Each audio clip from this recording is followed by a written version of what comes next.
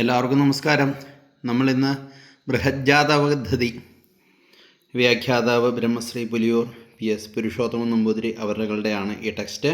ഇതിലെ പഞ്ചപുരുഷ മഹായോഗത്തെക്കുറിച്ചാണ് നമ്മൾ നോക്കുവാൻ പോകുന്നത്. നമ്മുടെ എല്ലാം ജാതകത്തിൽ ഇതുണ്ട്, എല്ലാവരുടെയും ജാതകത്തിലുണ്ട്. അപ്പോൾ ഇതിൻ്റെ ഉദാഹരണ ജാതക സഹിതമാണ് നമ്മൾ ഈ വീഡിയോയ്ക്കകത്ത് കൊടുക്കുന്നത്. എല്ലാവർക്കും ജാതകം ഉണ്ടാകുന്നു എന്ന് വിശ്വസിക്കുന്നു. അപ്പോൾ നിങ്ങളുടെ ജാതകത്തിൽ ഇതുണ്ടോ ഇല്ലയോ എന്നൊക്കെ നോക്കാം. ഇനി അങ്ങനെ ജാതകം കയ്യിലില്ല, ജാതകം നോക്കണമെന്നുണ്ടെങ്കിൽ എനിക്ക് വാട്സാപ്പ് ചെയ്യുക. ഫീസ് ഉണ്ടായിരിക്കുന്നതാണ് എന്ന് സൂചിപ്പിക്കുന്നു. അപ്പോൾ പഞ്ചപുരുഷ മഹാപുരുഷ യോഗമാണ്. അപ്പോൾ കുജൻ, ബുധൻ, വ്യാഴം, ശുക്രൻ, ശനി, അതായത് സൂര്യചന്ദ്രന്മാരെ ഒഴിവാക്കി ബാക്കിയുള്ള 5 താരാഗ്രഹങ്ങളെ കൊണ്ട് പറയുന്ന യോഗമാണ് പഞ്ചമഹാപുരുഷ യോഗങ്ങൾ. അതായത് തൻ്റെ ഉച്ചരാശിയിലോ സ്വക്ഷേത്രത്തിലോ കേന്ദ്രഭാവത്തിലോ ആയി നിന്നാൽ രുചകാദികളായ പുരുഷയോഗങ്ങൾ സംഭവിക്കും. ഇനി അതെങ്ങനെയാണ് എന്ന് നമുക്ക് ഒരു ഉദാഹരണ ജാതകം സഹിതം നമുക്ക് നോക്കാം. അപ്പോൾ ഇവിടെ ഇത് കുജൻ, എല്ലാവരുടെയും ജാതകത്തിൽ കുജൻ എന്നതിന് കു എന്നായിരിക്കും രേഖപ്പെടുത്തിയിരിക്കുക. അപ്പോൾ കുജൻ രുചകയോഗമാണ് നൽകുന്നത്. അപ്പോൾ അവിടെ ആദ്യമേ സൂചിപ്പിച്ച പോലെ കുജൻ്റെ ഉച്ച എന്ന് പറയുന്നത് മകരൻ രാശിയാണ്. സ്വക്ഷേത്രങ്ങൾ മേട വൃശ്ചികങ്ങളാണ്. അപ്പോൾ അത് മനസ്സിലായെന്ന് വിചാരിക്കുന്നു. അടുത്തത് നമ്മളിവിടെ ഉദാഹരണമായിട്ടൊരു മേട ലഗ്നമാണ് എടുത്തേക്കുന്നത്. ലഗ്നം ഉണ്ടെങ്കിൽ, അതായത് നിങ്ങളുടെയൊക്കെ ജാതകത്തിൽ ല എന്ന് പറയുന്ന ഒരു സംഭവമുണ്ട്. അപ്പം അത് ലഗ്നം ആണ്. ആ അക്ഷരത്തിൻ്റെ അവിടെ നിന്ന് 1-ാം ഭാവം, അതായത് ല എഴുതിയിരിക്കുന്നത് ഇവിടെയാണ്. ഇപ്പം മേടൻ രാശിയാണ് നമ്മൾ ലഗ്നമായിട്ട് എഴുതി. ഇതൊന്ന് എന്ന് തന്നെ കരുതുക. അപ്പോൾ 1, 4, 7, 10 ഈ ഭാവങ്ങളിലോ കുജൻ നിന്നാലാണ് രുചകയോഗം സംഭവിക്കുക. ഈ വീഡിയോയുടെ അവസാനം നമുക്ക് ഇതിൻ്റെ ഫലം എന്താണെന്ന് കൂടെ പറഞ്ഞു തരാം കേട്ടോ. അടുത്തതായിട്ട് ബുധനെ കൊണ്ട് ഭദ്രയോഗം ആണ് ഉണ്ടാകുന്നത്. എല്ലാവരുടെയും ജാതകത്തിൽ ഭൂ എന്ന് തന്നെയായിരിക്കും, ബുധൻ്റെ ഈ ആദ്യാക്ഷരം മാത്രമായിരിക്കും എഴുതിയിരിക്കുക. അപ്പോൾ ഇവിടെ അതേ ലഗ്നം തന്നെ നമ്മൾ എടുക്കുന്നു. ആ ലഗ്നത്തിൻ്റെ 4 ഇവിടെ ഭൂ എന്ന് എഴുതിയിട്ടുണ്ടെങ്കിൽ, അതായത് കർക്കിടക രാശിയാണ്, ഇവിടെ എഴുതിയിട്ടുണ്ടെങ്കിലോ അതല്ലെങ്കിൽ ഇവിടെ എഴുതിയിട്ടുണ്ടെങ്കിലോ ഇവിടെ ഭൂ എന്ന് എഴുതിയിട്ടുണ്ടെങ്കിലോ, അതുമല്ലെങ്കിൽ സ്വക്ഷേത്രത്തിലോ ഈ 2 രാശിയിലോ ആണ് ഭൂ എന്ന് എഴുതിയിരിക്കുന്നതെങ്കിൽ നിങ്ങൾക്ക് ഭദ്രയോഗമായിരിക്കും സംഭവിക്കുക. അടുത്തതായിട്ട് ഗുരുവാണ്, വ്യാഴം എന്നാണ്. ഗുരുവിന് ഗു ഈ ആദ്യാക്ഷരം തന്നെയായിരിക്കും ജാതകത്തിലുണ്ടായിരിക്കുക. അപ്പോൾ ഇവിടെ ഹംസയോഗമാണ് വ്യാഴത്തിനെ കൊണ്ട് ഉണ്ടാകുന്നത്. ലഗ്നം നമ്മൾ മേടം തന്നെയാണ് എടുക്കുന്നത്. അപ്പോൾ രാശി പറഞ്ഞിരിക്കുന്നത് അത് സെയിം തന്നെയാണ്. 1, 4, 7, 10 ഭാവങ്ങളാണ്. ഈ ഭാവങ്ങളിൽ ഗുരു അല്ലെ ഗു എന്ന് എഴുതിയിട്ടുണ്ടെങ്കിലും ഈ ഭാവങ്ങളിൽ ഇതുണ്ട്, ഈ രാശികളിലും ഗു എന്ന് എഴുതിയിട്ടുണ്ടെങ്കിലും ഹംസയോഗം നിങ്ങൾക്കുണ്ടാകും. അടുത്തതായിട്ട് ശുക്രനാണ്. അപ്പോൾ ഒന്നെങ്കിൽ ശു എന്നോ അല്ലെങ്കിൽ ഭൃഗു എന്നതിൻ്റെ ഭൃ എന്നോ ആയിരിക്കും ജാതകത്തിൽ ഉണ്ടാകുക. അത് മാളവ്യ യോഗമാണ്. അപ്പോൾ മേടൻ രാശി തന്നെ നമ്മൾ എടുക്കുന്നു.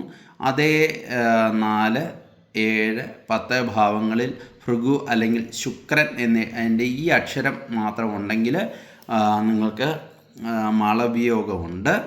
അതുപോലെ തന്നെ മേടൻ രാശിയാണ് നമ്മൾ ആരോടും എടുത്തെങ്കിൽ സ്വക്ഷേത്രങ്ങളാണ്, അതായത് ഇടവവും തുലാവുമാണ് ശുക്രൻ്റെ സ്വക്ഷേത്രം. അതുപോലെ തന്നെ ഉച്ചക്ഷേത്രം മീനൻ രാശിയാണ്. ഇവിടെയും എഴുതിയിട്ടുണ്ടെങ്കിൽ നിങ്ങൾക്ക് മാളവ്യോഗം സംഭവിക്കുന്നു. ഇതാണ് ഏറ്റവും ഉത്തമം, ഉച്ചത്തിലുണ്ടാകുന്നതാണ് ഏറ്റവും ഉത്തമം. അടുത്തതായിട്ട് നമ്മൾ ശശയോഗം, ശനിയെ കൊണ്ടാണ് ഇത് എഴുതിയിരിക്കുന്നത്. അപ്പം മന്ദൻ എന്നതിൻ്റെ മായായിരിക്കും എല്ലാവരുടെയും ജാതകത്തിൽ ഉണ്ടാകുക.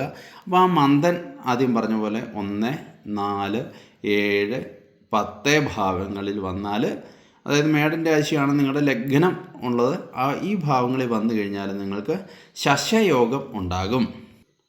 അപ്പോൾ എല്ലാവരും ജാതകം നോക്കി എന്ന് വിചാരിക്കുക എന്നും. ഇനി അതല്ലെങ്കിൽ ജാതകം വെച്ചിട്ട് ഇത് ഒന്ന് ഒത്തു നോക്കിയാൽ തെറ്റില്ല. അപ്പോൾ രുചകയോത്തിൽ ജനിച്ചാൽ ചുവപ്പും കറുപ്പും കൂടിയ നിറം നമ്മുടെ രൂപത്തെക്കുറിച്ച് ഏറ്റവും ശൗര്യം ഉണ്ടാവും. കാരണം ചൊവ്വയാണ് ഇതിൻ്റെ കാരകത്വം. ഈ യോഗം ഉണ്ടാക്കി തരുന്നത് ശത്രു സൈന്യത്തിനെ ജയിക്കുവാനുള്ള സാമർഥ്യം, അതായത് വഴക്കൊക്കെ ഉണ്ടാക്കി കഴിഞ്ഞാൽ അവൻ നേടിയെടുക്കും. ശംഖു പോലെ ത്രിരേഖാങ്കിതമായ കഴുത്ത്, അതുപോലെ തന്നെ പൂജ്യത്വം, എല്ലാവരും ഒരു പേടിയുണ്ടാവും. അങ്ങനെ ശത്രു എന്ന നിലയിലുള്ള പേടിയല്ല, ഒരു ബഹുമാനം ഇദ്ദേഹത്തിനോടുണ്ടാവും. അതുപോലെ തന്നെ ഇദ്ദേഹത്തിന് ക്രൗര്യം കൂടുതലായിരിക്കും. ജനങ്ങളിലും അതായത് അറിവുള്ളവരിലൊക്കെ ഗുരുജനങ്ങളിലൊക്കെ ഭക്തി ഉണ്ടാകും. എല്ലാവരെയൊക്കെ അംഗീകരിക്കും. തുടയും കാൽമുട്ടും കണങ്കാലും ചടച്ചിരിക്കുക, നീണ്ടതായ മുഖം, നിർമ്മലമായ ശരീരശോഭ, അധികമായ സൗഭാഗ്യം, ബലം, ശോഭനമായ പുരികം, കറുത്ത തലമുടി, പ്രസിദ്ധി, യുദ്ധോത്സാഹം, സാഹസ്യകർമ്മം കൊണ്ടുള്ള കാര്യസിദ്ധി, മന്ത്രജ്ഞാനം, ചോര സംഘങ്ങളുടെ അതായത് സംഘങ്ങളുടെ നേതൃത്വം, അതായത് ഇദ്ദേഹത്തിലും കള്ളനാകും എന്നല്ല പറയുന്നത്, പക്ഷേ ഇദ്ദേഹം നേതൃത്വം വഹിക്കുന്ന ആ സംഘത്തിൽ എന്തെങ്കിലും കള്ളത്തരങ്ങളൊക്കെ നടക്കും. ഇങ്ങനെയൊക്കെയാണ് ഇതിൻ്റെ ഫലം എന്ന് പറയുന്നത്. അപ്പോൾ ഇത് എങ്ങനെ അനുഭവിക്കും എന്നൊക്കെ അത് ജാതകം നോക്കി കൃത്യം ഡേറ്റിൽ അത് പറയുവാൻ കഴിയും. അതിനുവേണ്ടി വിളിക്കുക, നമ്പർ കൊടുത്തേക്കാം. ഓക്കെ, അടുത്തതാണ് ഭദ്രയോഗം. ഈ ഭദ്രയോഗം ഉണ്ടാക്കുന്നത് ബുധനാണ്. നിങ്ങളുടെ ജാതകത്തിൽ ബു എന്ന് പറയുന്നിരിക്കുന്ന അക്ഷരം വെച്ച് നോക്കുക. അപ്പോൾ നേരത്തെ ഉദാഹരണ ജാതകത്തിൽ പറഞ്ഞിരിക്കുന്ന കാര്യങ്ങൾ വെച്ച് യോജിപ്പുണ്ടോ എന്ന് നോക്കുക. യോഗത്തിൽ ജനിച്ചാൽ പുലിയുടെ നഖം പോലെ ക്രൂരമായ മുഖം, വേഗത്തിലുള്ള നടപ്പ്, തുടകളും നെഞ്ചും തടിച്ചിരിക്കുക, ശോഭനമായ വാക്ക്, തടിച്ചുരുണ്ട നീണ്ട കൈകൾ, അതിനൊത്ത വണ്ണം നീളമുള്ള ശരീരം, കാമശീലം, മിനുപ്പും ഭംഗിയുമുള്ള രോമങ്ങളാൽ വ്യാപിക്കപ്പെട്ട കവിൾത്തടം, ബുദ്ധിശക്തി, വിദ്വത്വം, അതായത് നല്ല അറിവ്, വിദ്വാനാകുക എന്ന് സാരം, താമര ഇതൾ പോലെ ഭംഗിയുള്ള കൈകാലുകൾ, സത്വാധികം, അതുപോലെ തന്നെ യോഗശാസ്ത്രബോധം എന്നീ ഫലങ്ങളോട് കൂടിയതിനായി തീരും. അപ്പോൾ ഇത് ഈ വീഡിയോയ്ക്ക് വേണ്ടി ഈ ടെക്സ്റ്റിൽ പറഞ്ഞിരിക്കുന്ന കാര്യമാണ് കേട്ടോ പറയുന്നത്. ഇതൊന്നും അല്ല, ഇതിൽ ഇരട്ടി ഫലങ്ങളുള്ളതാണ്.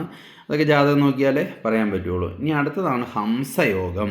ഈ ഹംസയോഗം നൽകുന്നത് വ്യാഴമാണ്. ഹംസയോഗത്തിൽ ജനിക്കുന്നവൻ രക്തവർണ്ണമായ മുഖം, ഉയർന്ന മൂക്ക്, ഭംഗിയുള്ള പാദം, പഞ്ചേന്ദ്രിയങ്ങൾക്ക് പ്രസന്നത, അതുപോലെ തന്നെ ഗൗരവർണ്ണം, തടിച്ച കവിൾത്തടം, രക്തവർണ്ണമുള്ള കണ്ണുകൾ, അരയന്നത്തിൻ്റെ ശബ്ദം പോലുള്ള ശബ്ദം, കഫപ്രകൃതി എന്നീ ലക്ഷണങ്ങളുള്ളവന് ശംഖ, താമര, തോട്ടി, കയർ, ഇരട്ട മത്സ്യം, ഖഡ്വംഗം, മാല എന്നീ രേഖകളോ കൊണ്ട് അടയാളപ്പെട്ട പാണിപാദങ്ങളോട് കൂടിയവനായത്. കൈകളിലെ ഹസ്തരേഖകളാണത് പറഞ്ഞത്. പിങ്കളവർണ്ണമായ കണ്ണ്, വൃത്തമായ തലയും ഉള്ളവനുമായി ഭവിക്കും. അപ്പോൾ വ്യാഴം ഉച്ചത്തിൽ നിന്നാലാണ് ഈ യോഗം ശരിക്കും ഉണ്ടാകുക, അല്ലെങ്കിൽ അതിൻ്റേതായിട്ടുള്ള കുറവുകളും ഉണ്ടാകും. അടുത്തത് മാളവ്യയോഗം. ശുക്രനാണ് കാരകത്വം. മാളവ്യയോഗത്തിൽ ജനിക്കുന്നവൻ ചെറുതായ ചുണ്ട്, നല്ല ഭംഗിയുള്ള ശരീരം, മുഴച്ചിരിക്കാത്ത അംഗസന്ധികൾ, മെലിഞ്ഞിരിക്കുന്ന മധ്യപ്രദേശം, ചന്ദ്രനെ പോലുള്ളതും സൗഭാഗ്യമുള്ളതുമായ ശരീരപ്രകാശം, ആനയുടെ മൂക്ക് പോലെ നീട്ടിരിക്കുന്ന മൂക്ക്, സൗഭാഗ്യമുള്ള അവയവങ്ങൾ, സൗന്ദര്യമുള്ള അവയവങ്ങൾ, നിരപ്പും ഭംഗിയും വെണ്മയുമുള്ള പല്ലുകൾ, കാൽമുട്ട് വരെ നീണ്ട കൈകൾ എന്നീ ലക്ഷണങ്ങൾ. അതുപോലെ തന്നെ 70 വയസ്സ് വരെ ജീവിച്ചിരിക്കുന്നവനായും ഭവിക്കും. അതിപ്പോൾ ശരീരഘടനയാണ്, ആ വ്യക്തിത്വത്തെ പേഴ്സണാലിറ്റിയെക്കുറിച്ചാണ് ഇതിൻ്റെ അകത്ത് പറഞ്ഞിരിക്കുന്നത്.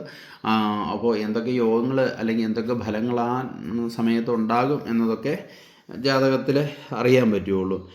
പിന്നീടാണ് ശശയോഗം. ശനിയെ കൊണ്ടാണ്. ശശയോഗത്തിൽ ജനിക്കുന്നവൻ സേനാനായകനായാലും എല്ലാറ്റിലും താല്പര്യമുള്ളവനായും ഗമനവേഗം, വെളുത്ത നിറവും ഉള്ളവനായും വിവാദശീലനായും, അതായത് വഴക്ക് കൂടുക എന്നൊക്കെ സാരം, എന്ത് കണ്ടാലും പരാതി പറയുക, ദാനം ചെയ്യുന്നവനായും അസ്ഥിരനായും ചെറിയ കണ്ണുകളോട് കൂടിയവനായും സ്ത്രീകളിൽ ആസക്തനായും അന്യരുടെ ഗ്രഹം ധനം ലഭിക്കുന്നവനായും മാതൃഭക്തനായും നല്ല കണങ്കാലുകളും ചടച്ചിരിക്കുന്ന മധ്യപ്രദേശം ഉള്ളവനായും പല രൂപത്തിൽ ബുദ്ധിഗതിയുള്ളവനായും അന്യന്മാരെ ഉപദ്രവിക്കുന്നതിനും മറ്റുമുള്ള പഴുതുകളെ അറിയുന്നതിനായി ഭവിക്കും. ഇതൊക്കെയാണ് പഞ്ചമഹാപുരുഷ യോഗങ്ങൾ കൊണ്ടുള്ള കാര്യങ്ങൾ. അപ്പോൾ ഇത് ജാതകത്തിലുണ്ടോ ഇല്ലയോ എന്ന് നിങ്ങൾ തന്നെ സ്വയം നോക്കുക. എന്തെങ്കിലും സംശയം ഉണ്ടെങ്കിൽ വിളിക്കുക. ജാതകം ഡൗൺലോഡ് ചെയ്ത് സോഫ്റ്റ്വെയർ ജാതകമായിരിക്കും, ഡൗൺലോഡ് ചെയ്ത് ഫലം പറഞ്ഞു തരാം. ഫീസ് ഉണ്ടായിരിക്കുന്നതാണ്. നമസ്തേ.